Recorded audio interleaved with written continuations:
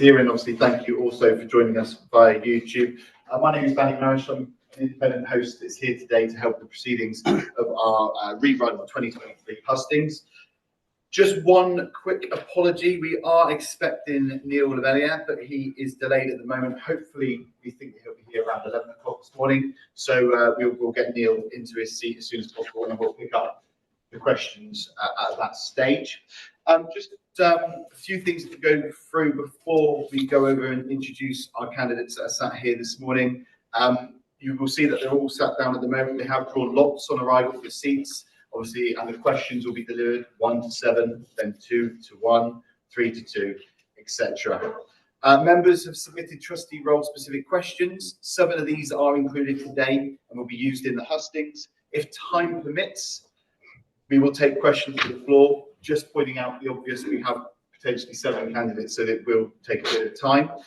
Replies to questions, and for that reason, are asked to be limited to 60 seconds, candidates, in order to make sure that we can reply to each of the questions in the allotted time frame. With 7 candidates, I will apologise in advance if I just say thank you. That means your 60 seconds are up and we do need to move on. Candidates may submit written replies to these questions, and they'll be published on the Trust website on Sunday, possibly Monday, and will be received when received after. There's no limit to the length of the written replies, and again, those will be available for you to view. These hustings, as we've mentioned, are streamed on YouTube using the Zoom event facility. The only way that it can be watched is YouTube.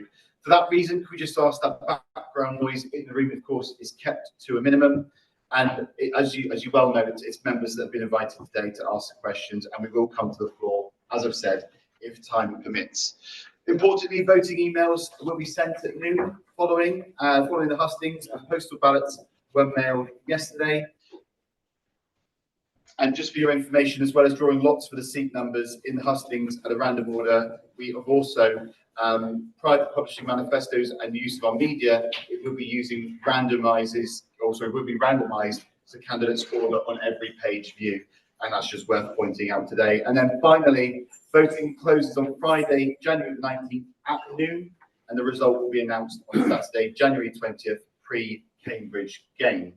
So what I'll just do, I just want to come to the candidates. As with the questions, I'm just going to give you a quick 60 seconds to introduce yourself to the room. Obviously, everybody watching online as well.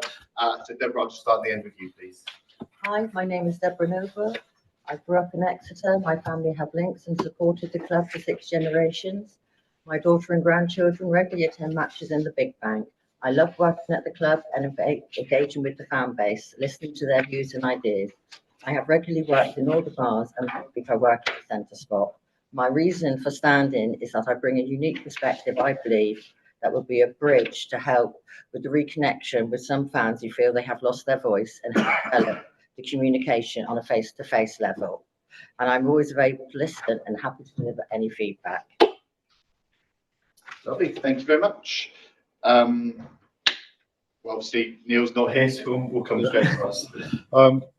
Doug Gillard, I've previously been a trustee for 6 years. The year before that, I was on one of the working groups, seeking re-election to do some work on the community side of things. Got a partnership with ECI, and in my manifesto is to bring other charities into the fold. Obviously, that comes with the trials of running a football club or assisting running a football club. We've been promoted. Promotion brings new challenges, some of which are quite evident now. So that's why I'm standing again for my last and final term. I won't be standing after these 3 years. I'm David Thompson.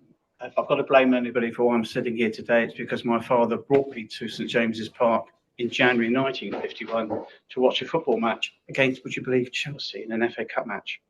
I've been a former trustee of the Board of Society. I've held various senior management roles outside of the club. My primary aim for standing is to restore confidence in the original democratic concept of trust ownership. I aim to enhance club communication, encourage private investment, which is a particularly thorny issue anyway, but that's an aside, and establish a close link, a very close link with the academy. I also see the threat to the current EFL structure and hope to campaign or get the club to campaign, encourage them to bring in a level playing field financially for football clubs, and they can start with the 45% share of gains. Thanks, Dave. Michael Higgins, born in Exeter, I've been coming here since I could walk as a supporter. Just got a bit more time on my hands now, so thought it was an opportune time to stand. Hi, Nick Hawker. Nice to see some friendly faces in the room and hopefully online as well. Been involved with the trust for 10 years, 4 years as the secretary, 6 years as a trustee and chair. During that time served on the club board as well. 2 of those years as chair of the club board. My contribution, I guess, and this is slightly tongue-in-cheek, within my family, direct immediate family, I'm the only person who hasn't played at St James Park, the only person who hasn't represented Exeter City in some shape or form. So this is doing these years of my contribution to the welfare of the club. Hi, good morning. Happy New Year. To a lot of people, I probably need no introduction. I did open the bank account at the trust. I'm very proud of that. And I was one of those people, to coin Martin Luther King, that had a dream. I was the person that wrote to the FSA, and I am standing related to election integrity. I'm also looking to see more fan engagement, more accessibility for elections, and a little bit of reformation and reorganisation of how the trust works, particularly looking at other clubs, for example, Shamrock Rovers, that do running a trust in a slightly different way. Super passionate Exeter City fan, but my main focus, although I do a lot of work for charity, is that I'm a round tabler, for example, and other parts of things of what I do, is I'm absolutely passionate and wanting the best for Exeter City Football Club. And we need to move away from an opinion rating of below 20%, which I saw on Twitter on a poll. Thanks. Thank you.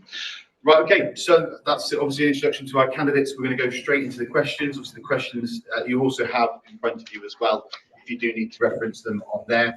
Deborah, I'm going to come to you with the first question, and we'll make our way along the table. Starting off with, how do you feel the trust and supporters will benefit from you being elected? Well, I would consider it to be an honour to be elected. I offer something different to the other trustees. The most obvious is that I'm a female, and at present there is no female representation on the board. I'm also a front-facing member of staff 5-6 days a week, so I have a true understanding of the frustrations of the supporters.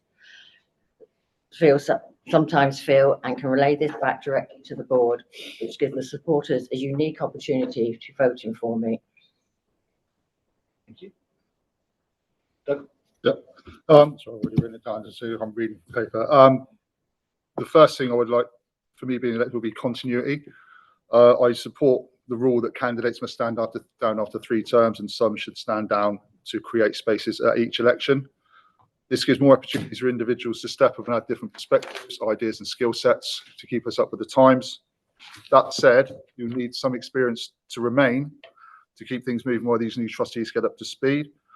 I'd like to see a mentorship system introduced for new trustees and prospective candidates, because sometimes this can be quite a daunting experience, to help them on their journey. I think supporters would also benefit from me being elected because I'm entirely independent in my thoughts within the boardroom. I'm quite disconnected from St James. I don't primarily come here for matches and meetings. I'm not in and around. I don't hear things. I don't know things. Anything that gets told at a meeting is new to me, so I can put a different perspective on it. And I always think about what would the members or the supporters want me to do, because I'm a supporter as well. Thanks, Doug. Perfect 60 seconds, by the way. Brilliant. Super. David? Well, I responded in writing yesterday, and I did ask the secretary if he would print off a copy, so that clearly hasn't happened. I've listed 8 benefits. I should say, and I should have said when I spoke initially, I don't seek prestige, I seek no personal gain. I don't expect to be elected.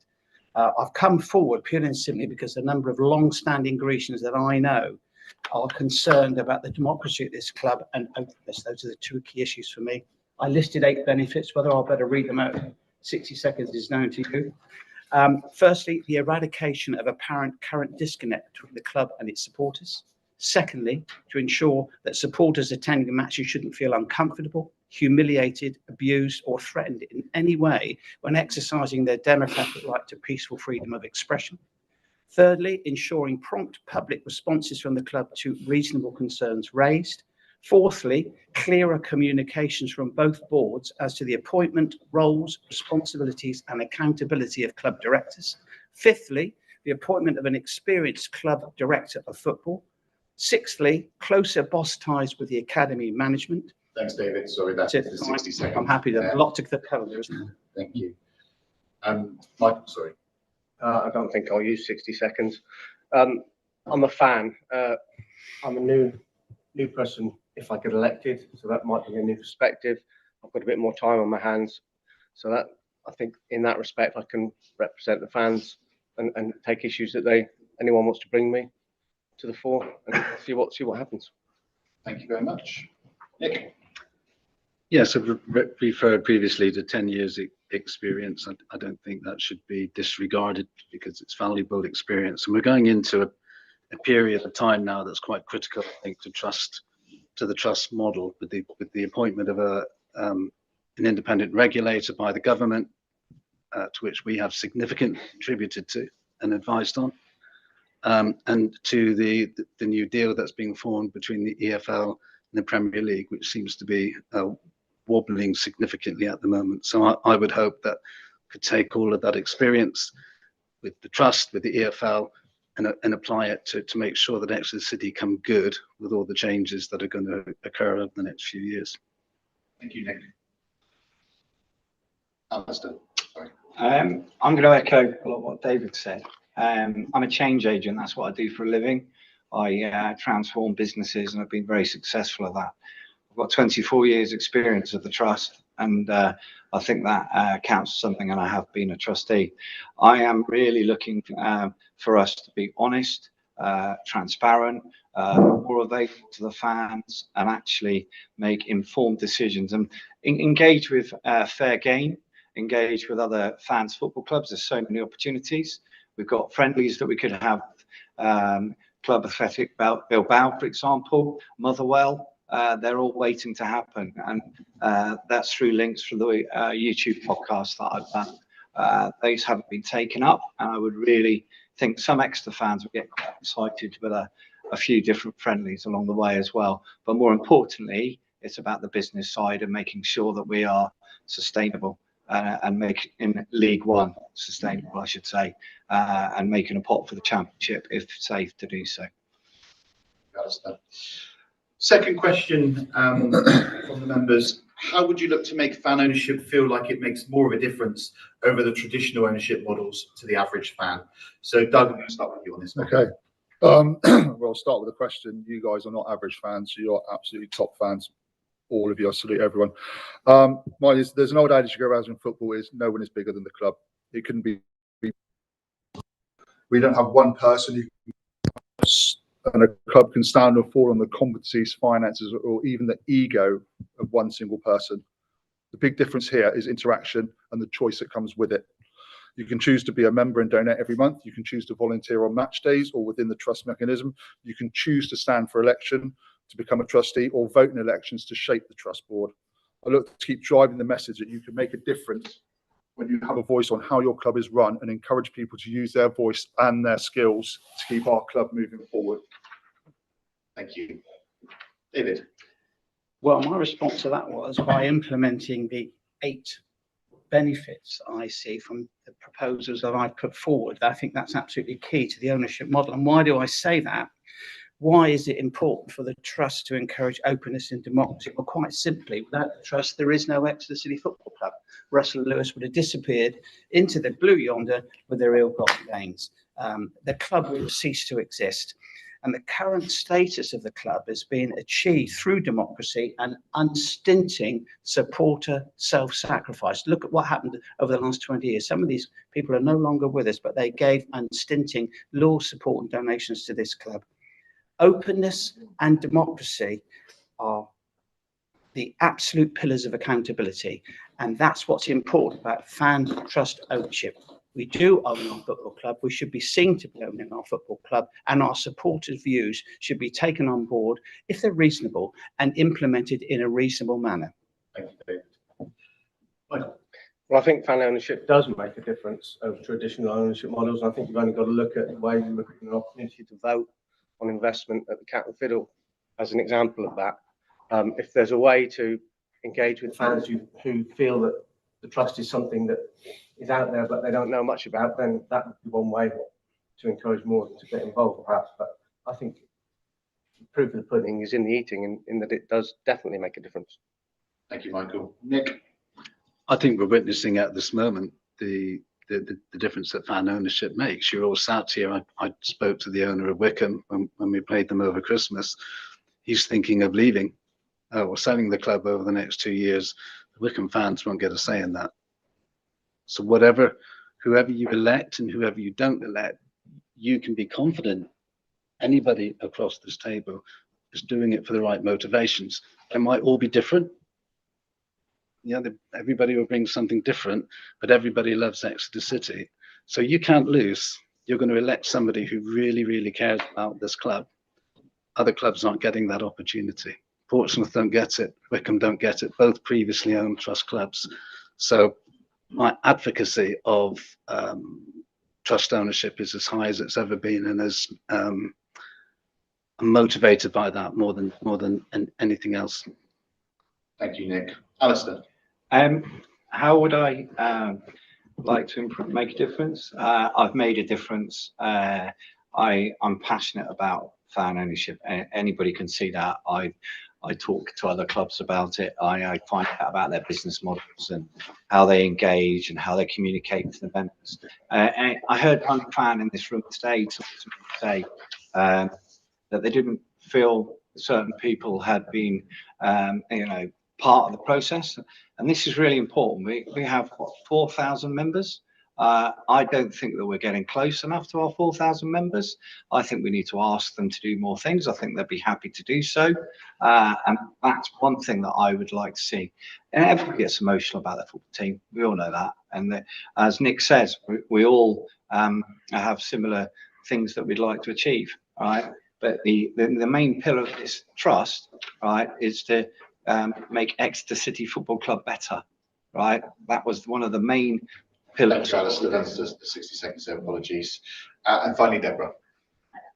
I believe totally in the fan ownership model, and I believe it should always bring a sense of involvement and empowerment of the supporters, that their football club, the true representation of the people of the place it resides, making the city proud, even if they're not football supporters.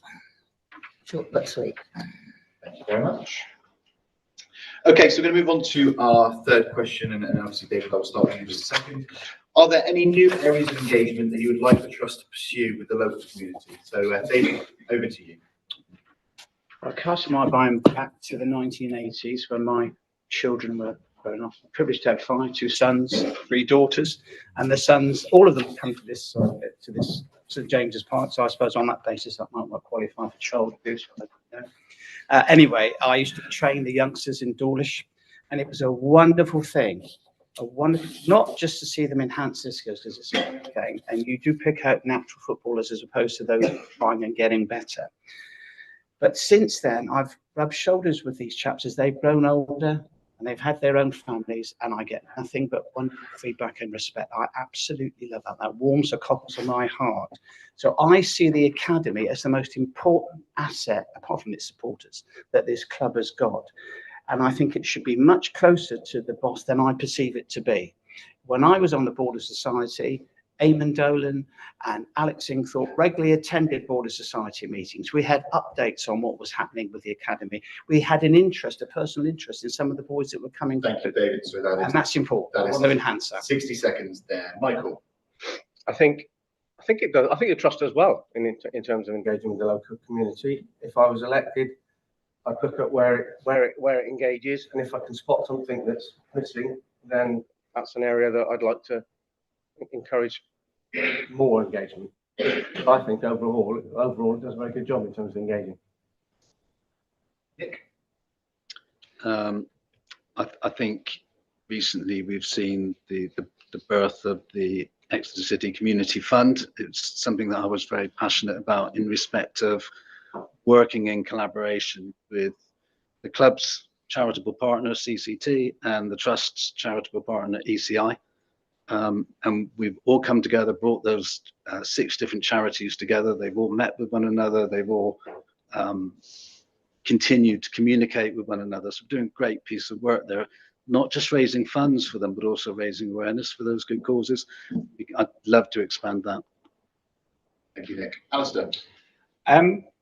I would look to, well, I'm going to say first, if we were a League One club or a Championship club or even Dare to Dream Premiership club, I know that it could be scary, we need to be sustainable, we could achieve so much more, right? I'd like to see us exploring educational initiatives, mentorship programs, community events, do more of those things, working with potentially property development, getting apprenticeships to get people working, and also, you know, working with ex-offenders. And I do that quite myself in other areas. And I think that if we were a really strong League One Championship club, then we could actually do that.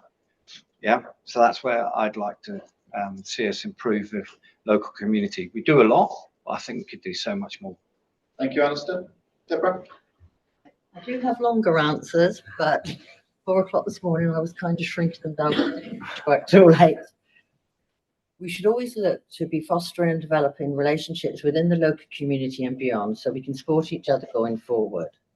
This can be social events, sporting events, platforms for dialogue, which will bring a true understanding of what Exeter City is about, which is more than a football club that cares for a community beyond the football.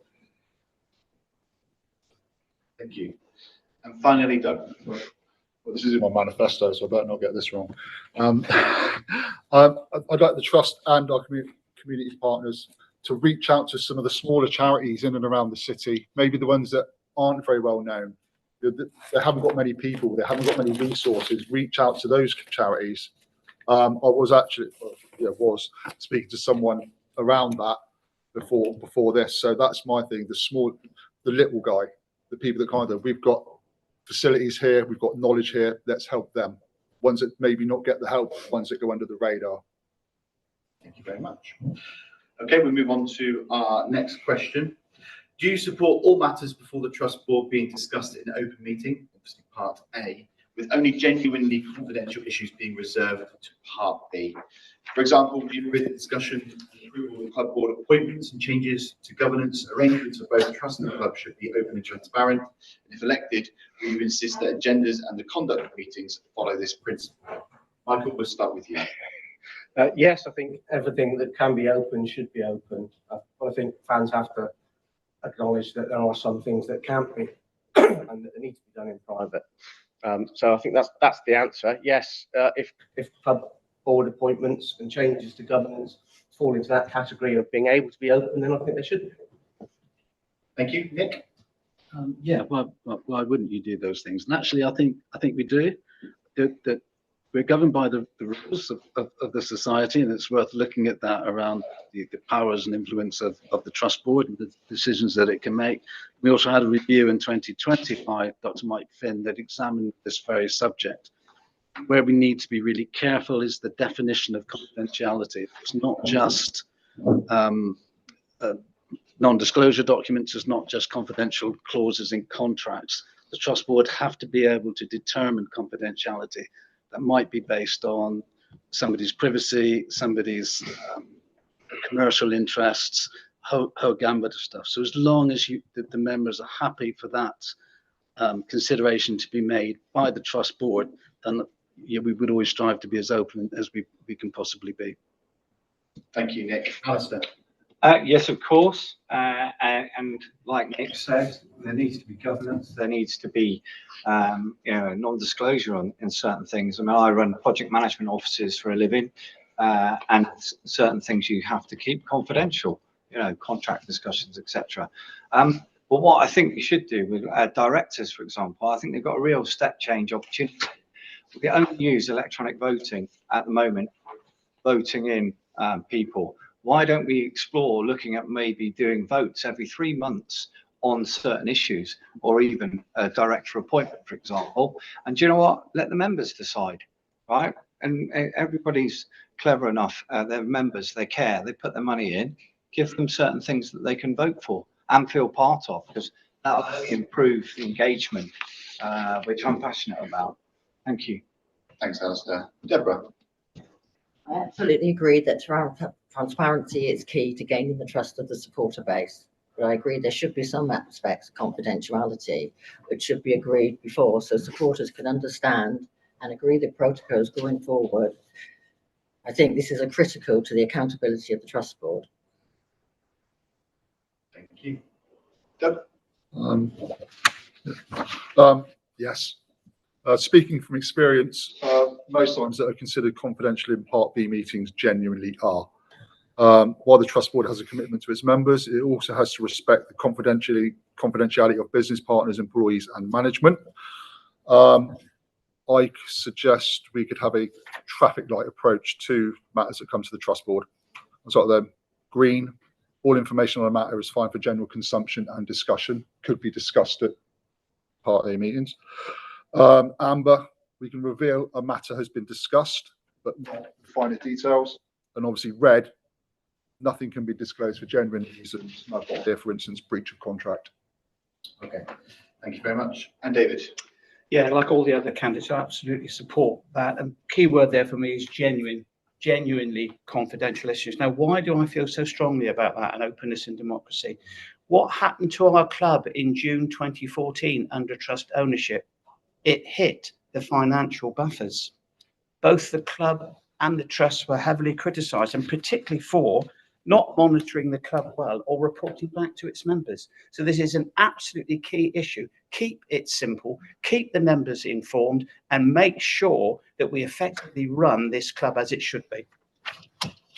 Thank you. At this stage, we are now joined by Neil, so Neil, I want to bring you in. What I'll do, Neil, I'm going to give you an opportunity to answer that question as well. But before I do, Neil, I just want to give you obviously 60 seconds, as we've given the other candidates today, just to introduce yourself to everybody in the room and anybody watching. Good stuff. Afternoon, all. My apologies and GWI's apologies for my lateness, or rather the weather. I will get a little bit of compensation, but not much. For those of you that don't know me, I've been involved with the trust since its formation. I helped write the original constitution. I've served 2 terms of 9 years, which is the maximum you're allowed to serve, before I had to stand down for a year under our rules, which I think is the right thing. I have been in and around the club for 35 years. Fully started supporting them in about 81 when I went to every game in the FA Cup run, the famous one. And then gradually, as my football career disappeared, I started supporting us. I think lots of us do. I have been involved in national organisations, Supporters Direct, which was the organisation that originally formed trusts and started the whole movement going. Also with the Football Supporters Association, which is now morphed from Football Supporters Federation and Supporters Direct into one organisation. I'm on the National Council of that, and I'm also heavily involved with AFSCIL, which is the Association of Professional Football Supporter Clubs in London, i.e. for anyone that supports a club that isn't in London, we bring them together. Thank you. I just need to just give you 60 seconds, as I have done for the other candidates as well. And as I said, you know, as you arrived during that question, I obviously want to give you the opportunity to answer that question as well. And that's, do you support all matters before the trust board being discussed in open meeting Part A, with only genuinely confidential issues being preserved Part B? So I'll give you a chance to answer that question. I actually believe, from my experience over the 18 years, that almost all matters that are discussed in Part B are confidential. We are always pushing for matters to be revealed when they can be and put open. Unfortunately, with most issues that are in Part B, that's not possible. However, what we do, and for anyone that actually reads the minutes of the Part A meeting, we do summarise in Part A what's been decided in Part B, without going into details or disclosing anything confidential. I'm not aware, up until I left 15 months ago, that there was anything that you could really put into Part A. Anything that we did feel in any way could be, we immediately did put in Part A. So I would be hesitant to automatically suggest stuff should go in Part A, but each item of business is considered on its merits, and you have to do that. There are so many items that have to remain confidential, that have to be private when they deal with people, when they deal with appointments, contracts. there are just so many things that you need to be careful of, which to the ordinary fan may not be apparent. Right, okay, so moving on to our fifth question, and that is, what do you think about club board communication and transparency? Now, as we didn't go two all the way around to one earlier, I'm going to do that one now. So Neil, I am going to come back to you and ask you that question first. I'm pretty happy with board transparency. I think we put a lot of information out. The board definitely communicates more than at most other clubs, and most of the supporters organisations that I talk to are amazed at how much information is published by the board. I think the issue is getting people to actually read it. People are notoriously bad at actually taking the opportunities that are presented before them. You can tell this from the number of hits we get on the website. You can tell this from the number of hits we get on social media. Unless it's something big, people just don't really take an interest. And when it's the run-of-the-mill business, it's very difficult to get people to read the stuff. However, I'm not aware that board minutes are published, meetings of the board, and I would like to see them published, obviously redacted as necessary, to provide more information where we can. Thank you, Neil. Doug? Short one for me. Could be a little better. I suggest we have monthly updates and meetings, and I would suggest some more. We had a forum last year with Jeremy Tipper. More forums with the club board. Get the club board sat here, and you guys sat there, and ask them the questions as they come up. And I'll put here, obviously, confidentialities would need to be observed, but yeah, make them a bit more visible. Thank you very much. David? My response to that was poor. Why do I say that? Primary driver for me sitting here today was a shameful incident in the Adam Stansfield stand during the Shrewsbury game. Our club accepts that the incident took place. It's still not issued the requested reassuring statement to supporters. The incident was on the 28th of November. Is our club's silence in keeping with trust objectives? Is our club's silence in keeping with the accolade that we received from the Football Index over 4 years about our objectivity and our openness? And is our club's silence in keeping with what is called the honest opinion defence, which is fundamental to the protection of freedom under English law? Now, this is in the public domain. The club, for whatever reason, have chosen not to respond on this and a number of other issues, and I think the communication currently is poor. Michael? Okay, I'll echo the first three comments. I think that the board communication is relatively good. There's always room for improvement, but on the whole, I think it's good. There's information out there.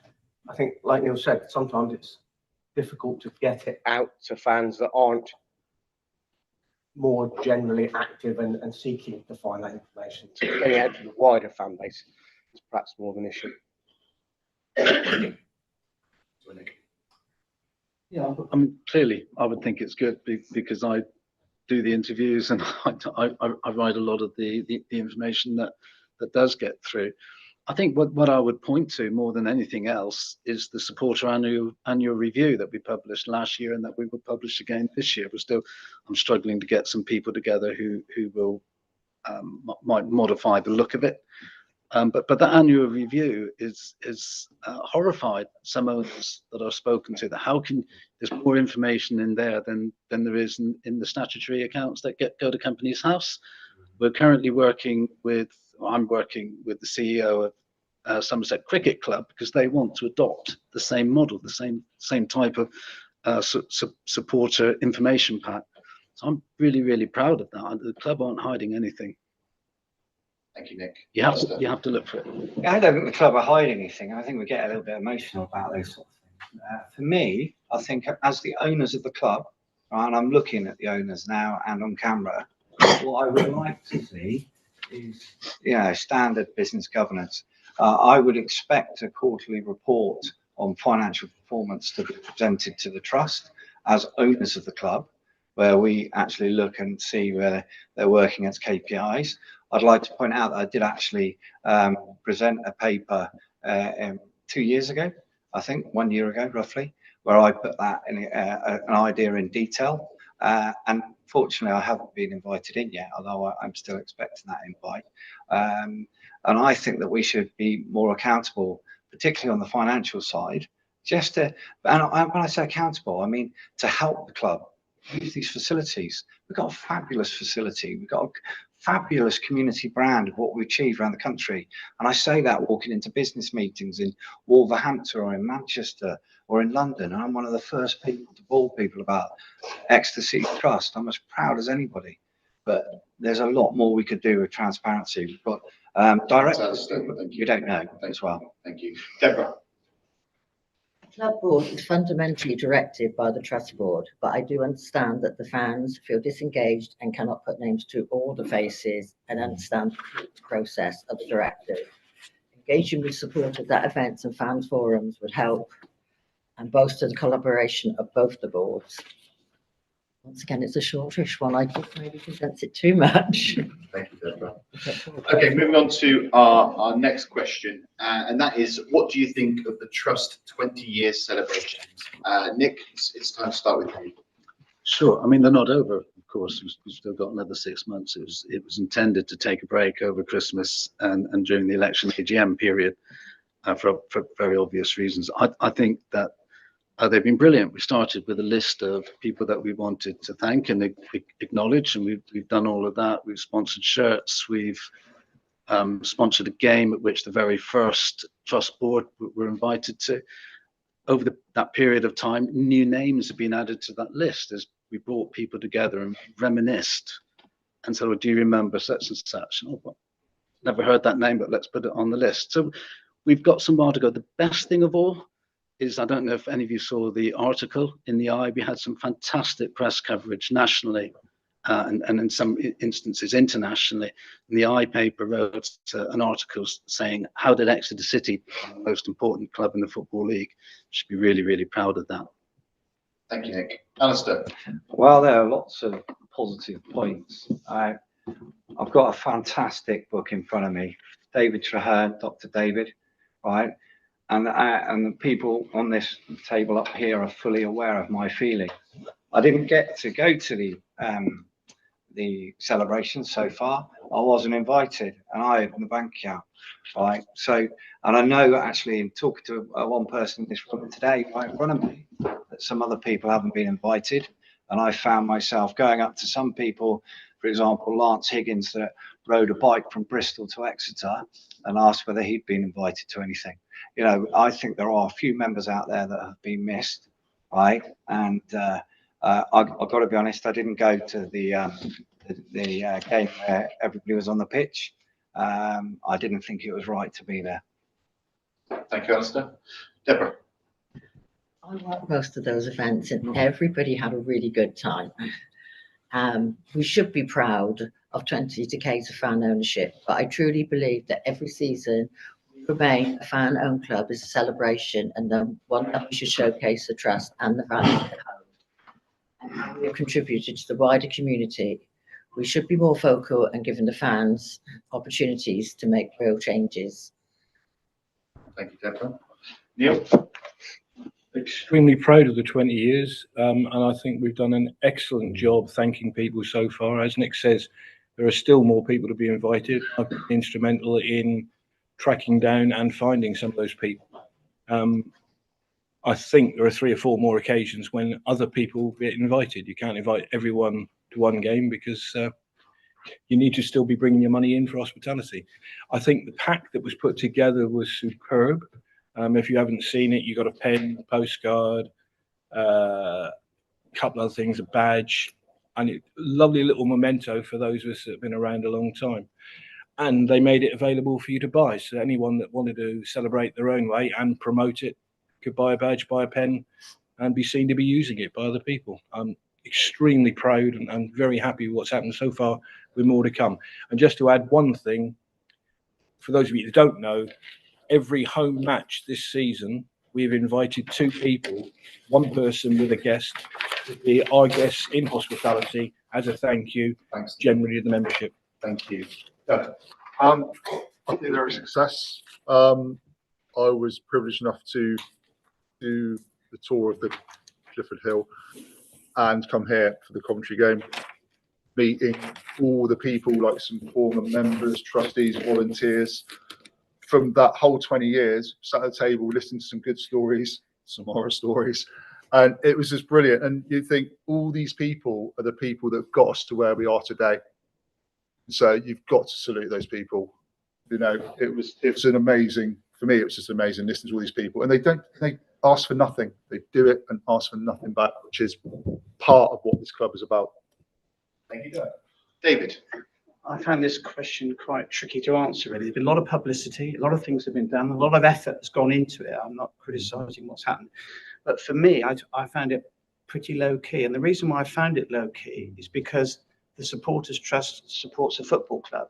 It's into the community. And I would love to have seen, I think, brought a lot of people together, a match, a memorial match, perhaps with a Premiership club. We've got a lot of players now. We've got Watkins up there at Aston Villa. Get them down here. An exhibition match of some description, invite the public in for free, have other events that are associated with it. That would be a real celebration for me personally of what the trust should represent and what this club should be. Thank you, David. Michael. I think they've been, I echo what everyone said, I think they've been very good to date. There's more to come, as Nick said. Hopefully they'll be just as good. And I think everyone should be really proud of the fact that we've been a trust-owned club for 20 years. Other trust-owned clubs have given up that model. And I think the fact that we haven't and we're still promoting it and doing it so well is great. Thank you very much. Okay, our seventh question, our final one that's been pre-submitted from our members, is please can you confirm that you have any conflict of interest as a candidate? These could include employment, charity links, or any other community interest. If it covers employment, please start with the nature of the business or how many months or years you've worked for that organisation. And if a club director, please state the exact remuneration received in the last 2 years. So Alistair, I'll start with you on this question. I'm a company director. My company is called Gretlo Limited. There's a clue in the name, part of our nickname, isn't it? I do have conflicts of interest. I know former players. I know some of the management team. I've spoken to 8 or 9 different football clubs. I'm in Roundtable UK and been a treasurer within that.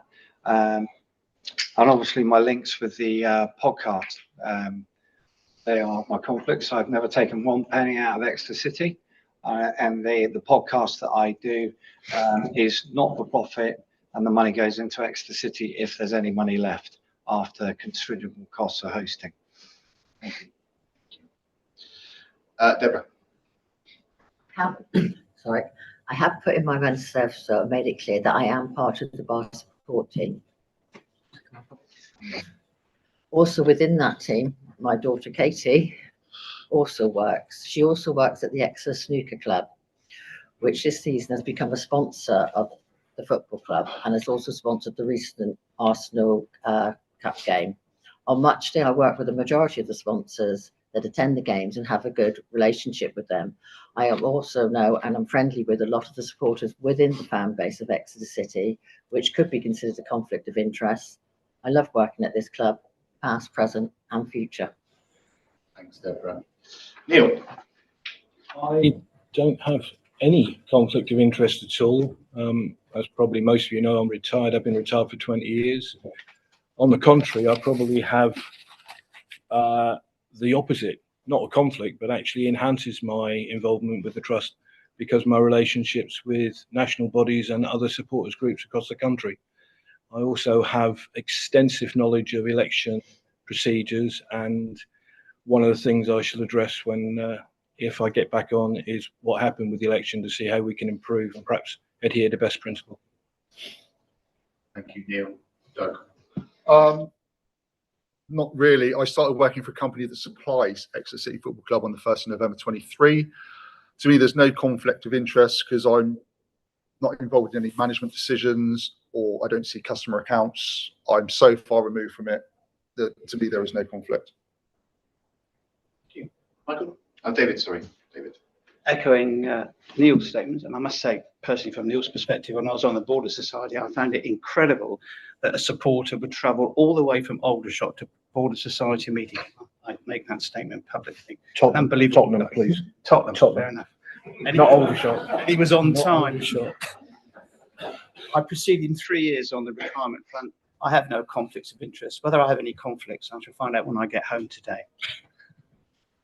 Thank you, Michael. I've been a town planner for 33 years, which I don't think generates any conflicts of interest. I now clean beer barrels part-time in a brewery. I don't think that gives any conflict of interest on a short note. Thank you. Nick? Yeah, so during 22-23, I was invited to be the CEO of the, or executive chair, we called it, of the company, Exeter City, and was paid a salary of 30k.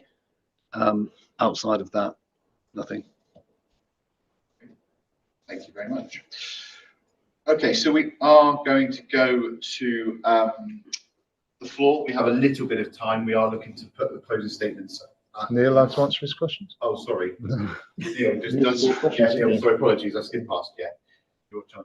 No, I just answered that. I did answer No, that no, question. you missed the first Oh, one. No. don't worry about Unfortunately, don't worry about the first four. We can't come back to those That's questions. okay. Apologies, but thank you very much for pointing that out. So we are going to come to the floor and give absolutely all 7 candidates in front of us the opportunity to answer that question. So all I just ask is that if you do have a question, you keep it trust specific, and so that we can obviously get the best answer possible from our candidates today. So if you do have a question, please just raise your hand.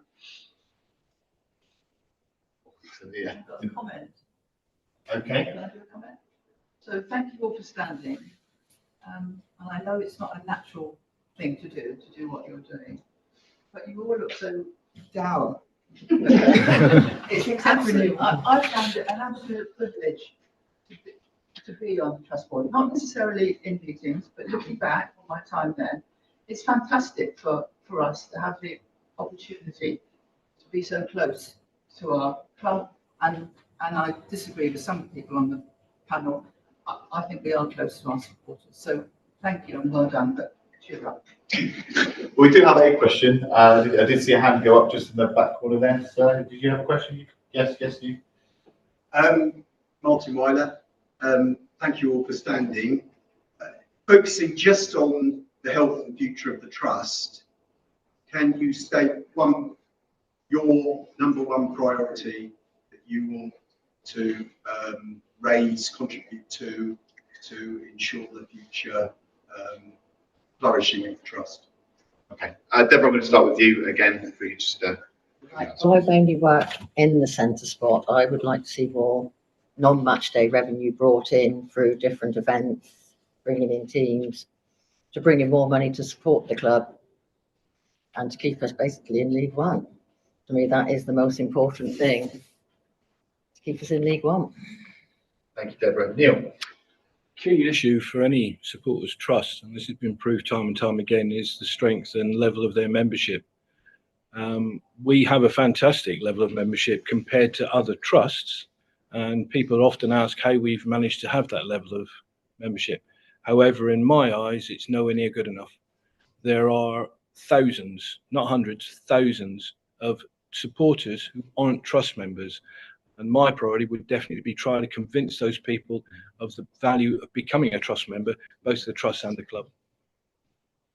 Thank you, Doug. My belief is to keep the trust going, we need to engage and have some members on this board that are a little bit younger. I'm not getting any younger. And it's just reaching out to those people, you can do this, come into the trust meetings, work with us. We need this to continue because we can't let our membership just die out. We can't let younger people just to feel like, funny enough, disenfranchised. And we need younger people to come in, new ideas, fresh look at things. So that would be my first thing I would be doing. Thank you, David. Good question, Martin. I'm going to use 2 words. I could go back to this openness and democracy. And why do I do that? I've had an email from Dr. David Traherne. It's his first concern, lack of responsiveness. It's almost impossible to find out from trust board minutes what has happened at a meeting, etc., etc. Now that is the founding father of the trust, as far as I'm concerned. I won't go on to list his other concerns, but I've tried to reflect them in the way that I responded to the questions that have been formally set. But there is a concern, and if David Trahane's got a concern, then I've got a concern. Thank you, David. Michael. I think for me, it's just to continue the good work the trust has done. I mean, I sense that among the wider fan base, there might be a bit of skepticism and a bit of questioning of the trust model at the moment, and I wouldn't want that to mushroom and grow. So as a priority, it would be to make sure that that doesn't happen. Thank you, Michael. Nick? I concur with everybody at this table. I think, as I said, I believe at the start, one of the biggest challenges we're facing at the moment is the appointment of an independent regulator and the deal that's currently being negotiated between the EFL and the Premier League. So we have to put every effort into making sure that deal and the independent regulator acknowledges who we are, what we are, and actually reads that article in the newspaper. How have we become the most important club in the country? I think that's where we need to continue the work. Thank you, Nick. Alistair? I think there's a huge, huge opportunity related to our cash reserves in terms of using those in a better way, so that the members that put their hard-earned money in actually feel included and feel like they're developing. I think we should look at the structure, priority systems, make a few step changes in how we do things to recognise people that go that extra mile. But it's about inclusion, it's about project registers, it's about skills registers. It's about getting people involved. You know, I know people that, right, they're season ticket holders even now, right, and are not trust members, right? We've got to, you know, we had a full house when we were in our worst position in this league the other week. I was so proud of that, because that really told me something, that we have not got anywhere near the potential of the brand of Exeter City Trust and Exeter City Football Club. And I hate to call it a brand, right? Because basically we're a football team and we're all supporters. But we've got so many businesses we could work with that want to be associated with us. Thank you, Alistair. Thank you. Just going to come back to the floor, just to give it one more opportunity if anybody does have a question in the room. Yeah, just a question. I was reading the manifesto, and particularly Doug's going on about the away fans. And I don't recall seeing Doug at any games the last 2-3 years away. I just wondered if you could explain if he's doing different parts of the ground to other supporters, or was he actually going? Did you address that to Doug? Sorry. Yes. Doug, did you want to respond? It is historical. I have been to some home away games. I have 2 sons. One of my sons is football mad. The other one doesn't like football at all. And it sometimes is just a coincidence that one of my sons doesn't live with me and he comes every other weekend. And usually the weekend that he comes to stay with me is an away match. Can I answer that, Mr. Chairman, as well? Can I come in? Yes, of course. Yeah, you can. I can't see you and I don't know who you are at this particular point in time, but I do absolutely respect the away support that this club has generated. They are phenomenal supporters, over 1,000 at Reading. I'm going to go back to the Bolt 481, as I call them. That's another reason for me sitting here today. The worst defeat since 9-0 at Northampton, April the 12th, 1958. I remember it. Now, despite a formal request that I put into the trust, I'm not aware that our club has done anything as regard. I asked for some sort of them to consider some sort of compensatory gesture to the Bolt for it, and yet it makes complimentary drink gestures to visiting supporters. We can do that. We can't recognise what the 481 must have felt like at the end of that particular match, bearing in mind the circumstances of that particular match. What message does it send? Club director players missed a real trick there. If they really, really feel something for this club, if they really, really feel something for the supporters that travelled all the way to Bolton, that's a long way. Think of the costs involved. Forget the fact they've got to pay to get in. They don't pay to get in, the manager and the players, but the supporters do. And it costs a lot of money. And in reality, why didn't the managers and players put in? I remember Matt Taylor, Scott Hudson, and got fish and chips for people. A minute on that one, David. I am going to give the other candidates here an opportunity to come in if they want to come in at that time. Michael, I'll come to you if you want to. It's completely up to you if you want to answer that question or add anything to that. No, I have nothing to add. Okay, Nick.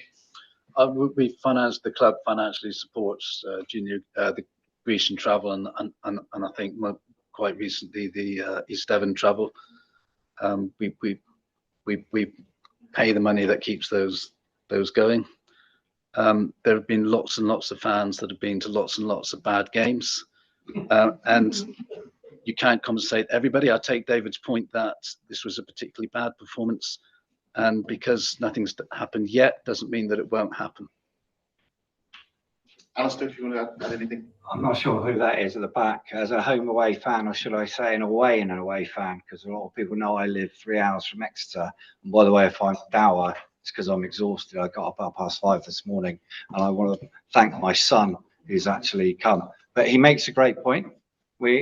And when you sometimes see directors walking past people at away grounds and not saying hello when they've travelled a distance, and I've seen that happen, right?